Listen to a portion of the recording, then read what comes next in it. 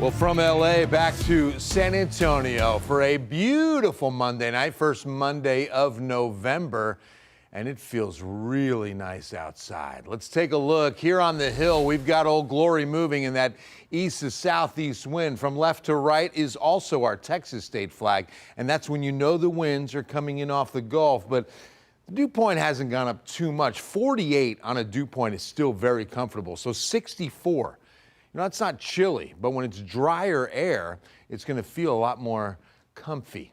And clear skies are going to definitely help that 64 drop several more degrees with good radiational cooling.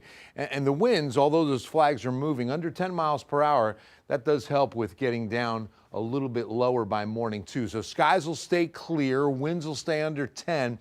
So I think we go down to about 52 for a morning low as early as about 5 a.m. Stay there till about 7 or 8. Get the sun up to about the mid 50s. It's going to be colder in the hill country. We're going down about 47 to 48 at Bernie. Lower 50s is again where we stop in the city and metro New Braunfels, maybe about 52 to 50 or so at Seguin. So welcome to November, where we should be seeing temperatures at 55 to 77. But then you see that after Thanksgiving, we go to an average high of 68 and our morning low to what we've been doing lately, 45. We've been starting several mornings in the mid 40s to begin November. That's where we should be ending. Now, one number that we're hoping to really see, and maybe even then some, right? 2.08 after a phenomenally dry October. And you've got to remember that October is typically a pretty wet month where we get upwards of about 4 inches of rain, and we only had about an inch. So we need some rain badly. Hottest temp ever recorded in November history was 1988, 94. Coldest, it was bicentennial year. We actually got down to 21.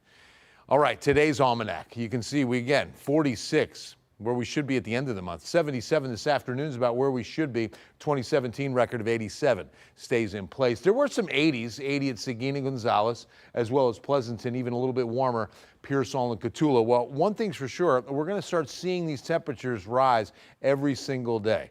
So a gradual warm up as we get later in the week. But the good news is this, it's going to feel great as dew points are staying in the 40s and 50s, AKA pleasant to comfortable. I mean, they only go up to comfortable, right? So, I mean, I'm telling you, all week long is going to feel fabulous with this kind of dry air in place. No big weather changes, zonal flow from west to east. That means these lines aren't seeing much of a buckle at all. You see one huge upper level storm really centered in southern Canada, Great Lakes.